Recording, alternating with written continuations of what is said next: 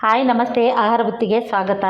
ಬೇಸಿಗೆ ಕಾಲ ಇರೋದಕ್ಕೆ ಇವತ್ತು ಕಲ್ಲಂಗಡಿ ಹಣ್ಣು ತಂದಿದ್ದೀವಿ. ಮಕ್ಕಳಿಗೆಲ್ಲ ಜ್ಯೂಸ್ ಮಾಡಿಕೊಟ್ರೆ ತುಂಬ ಚೆನ್ನಾಗಿರುತ್ತೆ. ಟೇಸ್ಟ್ ಮಾತ್ರ ಸಖತ್ತಾಗಿರುತ್ತೆ. ಬರೀ ಹಣ್ಣು ಕೊಯ್ದು ಕೊಡೋ ಬದಲು ನೀವು ಜ್ಯೂಸ್ ಮಾಡಿಕೊಟ್ರೆ ಮಾತ್ರ ಸೂಪರಾಗಿರುತ್ತೆ. ಇದು ಕಲ್ಲಂಗಡಿ ಹಣ್ಣು ಕೊಯ್ದುಬಿಟ್ಟು ನಾನು ಜ್ಯೂಸ್ ಹೇಗೆ ಮಾಡೋದಂತ ತೋರಿಸ್ತೀನಿ ಬನ್ನಿ. ನೋಡಿ, ಇದನ್ನ ಈ ಥರ 2 ಭಾಗ ಮಾಡ್ಕೋಬೇಕು ನಾವು.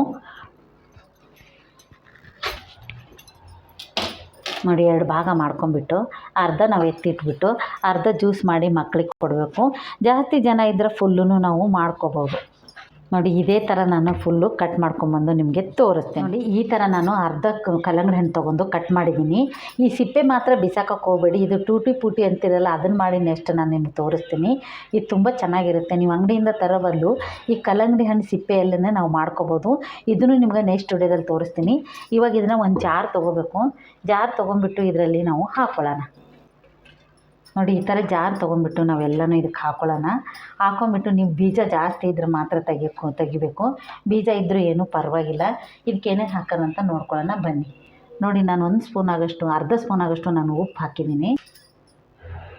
1 ಸ್ಪೂನ್ ಆಗೋಷ್ಟು ನಾನು ಸಕ್ಕರೆ ಹಾಕ್ಕೊಂಡಿದ್ದೀನಿ. ಹೋಳು ಲಿಂಬೆಹಣ್ಣು ಹಾಕ್ತಾಯಿದ್ದೀನಿ. ಒಂದ್ಸತಿ ಗರ್ರ ಅನ್ಸ್ಕೊಂಬಂದು ಮಕ್ಳಿಗೆ ಗ್ಲಾಸ್ಗೆ ಹಾಕ್ಕೊಡಿ, ತುಂಬ ಚೆನ್ನಾಗಿರುತ್ತೆ. ಬೇಕಾದ್ರೆ ನೀವು ಇದಕ್ಕೆ ಪುದೀನ ಸೊಪ್ಪು ಹಾಕ್ಬೋದು. ಮಕ್ಕಳು ಕುಡಿಯೋಲ್ಲ ಅಂದ್ಕೊಂಡು ನಾನು ಪುದೀನ ಸೊಪ್ಪು ಸ್ಕಿಪ್ ಮಾಡಿದ್ದೀನಿ. ನೀವು ಬೇಕಾದ್ರೆ ಇಷ್ಟ ಇದ್ದರೆ ನೀವು ಪುದೀನ ಸೊಪ್ಪು ಹಾಕ್ಕೋಬೋದು. ಇದನ್ನು ಮಿಕ್ಸಿ ಮಾಡ್ಕೊಂಬರ್ತೀನಿ ಬನ್ನಿ. ನೋಡಿ ಯಾವ ಥರ ಇದೆ ಅಂತ. ರುಬ್ಬಿರೋದಾಯಿತು. ಇವಾಗ ನಾವು ಗ್ಲಾಸಿಗೆ ಸೋಸ್ಕೊಂಬರೋಣ ಬನ್ನಿ. ನೋಡಿ, ಒಂದು ಚಾಣೆ ಇಟ್ಕೊಂಬಿಟ್ಟು ನಾವು ಸೋಸ್ಕೊಂಡು ಮಕ್ಕಳಿಗೆ ಈ ಥರ ಕೊಟ್ಟರೆ ಸಾಕು, ಸೂಪರಾಗಿರುತ್ತೆ.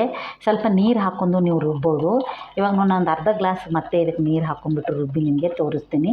ಅಷ್ಟು ಚೆನ್ನಾಗಾಗುತ್ತೆ. ಸ್ವಲ್ಪ ಉಪ್ಪು, ಸಕ್ಕರೆ, ನಿಂಬೆಹಣ್ಣು, ಸ್ವಲ್ಪ ನೀರು ಹಾಕಿ ಇದರಲ್ಲಿ ಐಸ್ತೆ. ಲಾಸ್ಟಿಗೆ ನಾನು ಅದರಲ್ಲೇ ಒಂದು ಐಸ್ ಕ್ಯೂಬ್ ಹಾಕಿ ನಿಮಗೆ ತೋರಿಸ್ತೆ.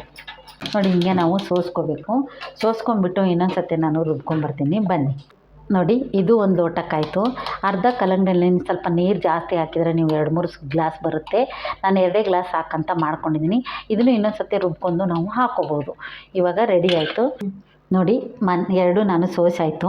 ನಿಮ್ಮ ಮನೇಲಿ ಏನಾರು ಫ್ರಿಜ್ ಇದ್ದರೆ ನೀವು ಈ ಥರ ಐಸ್ ಕ್ಯೂಬ್ ಇದ್ದರೆ ಹಾಕ್ಕೊಂಡ್ಬಿಟ್ಟು ಕುಡಿದ್ರೆ ಮಾತ್ರ ಸೂಪರಾಗಿರುತ್ತೆ, ತುಂಬ ಚೆನ್ನಾಗಿರುತ್ತೆ. ಬೇಸಿಗೆ ಕಾಲಕ್ಕೆ ಮಾತ್ರ ಈ ಥರ ಮಾಡ್ಕೊಂಡು ಕುಡಿಯೋದ್ರಿಂದ ಸೂಪರ್ ಚೆನ್ನಾಗಿರುತ್ತೆ. ಈ ಥರ ನಿಮಗೆ ಕಲ್ಲಂಗಡಿ ಜ್ಯೂಸ್ ನಾನು ಸಕ್ಕರೆ, ಉಪ್ಪು, ನಿಂಬೆಹಣ್ಣು ಹಾಕಿ ಮಾಡಿರೋದು ನಿಮ್ಗೆ ಇಷ್ಟ ಆದರೆ ಲೈಕ್ ಮಾಡಿ, ಶೇರ್ ಮಾಡಿ, ಸಬ್ಸ್ಕ್ರೈಬ್ ಮಾಡಿ. ನಮಸ್ತೆ.